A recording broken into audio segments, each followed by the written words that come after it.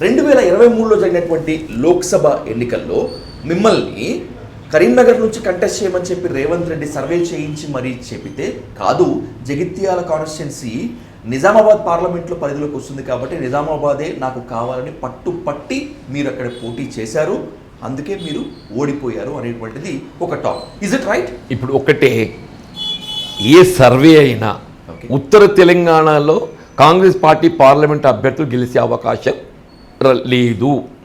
కరీంనగర్ కానీ నిజామాబాద్ కానీ even Adilabad also. ఇదంతా మత ప్రాతిపదికన ఓటు ఏదైతే ఉందో డివైడ్ అయి ఉన్నది. నేను నిజామాబాద్ పార్లమెంట్ స్థానం ఎంచుకున్నప్పుడు కూడా ఏదైతే ఉందో కేవలం Jagtial the constituency which I was representing నిజామాబాద్లో వస్తుంది కాబట్టి నేను కోరడం జరిగింది, అంతే తప్ప ఏదైతుందో. Karimnagar definitely it would have been better, నేను కాదని అన్నా. కానీ ఏదైతుందో నేను నిజామాబాద్ ఎంచుకోవడానికి కారణం ఒకే ఒకటి, జగిత్యాల నియోజకవర్గం నిజామాబాద్ పార్లమెంట్ నియోజకవర్గ పరిధిలో వస్తుందని చెప్పాను. ఎగ్జాక్ట్లీ. ఇక్కడ మంచిగా పని చేయొచ్చు, మన క్యాడర్ని కాపాడుకోవచ్చు, ఇంకా అందుబాటులో ఉండొచ్చు, అంతే తప్ప ఏం లేదు దాంట్లో. బట్ రిగ్రెట్ అవుతారా? నో, ఇప్పటి వరకు అక్కడ మీద గెలవకపోతే ఇక్కడ గెలవలేదు. అయ్యో నేను కాదన్నా కరీంనగర్ పోతే గెలుస్తూ అని చెప్పి అనుకున్నప్పుడు రిగ్రెట్ కావాలి. అంటే మీరుంటే ఫలితం వేరేలాగా ఉండేదేమో. ఇప్పుడు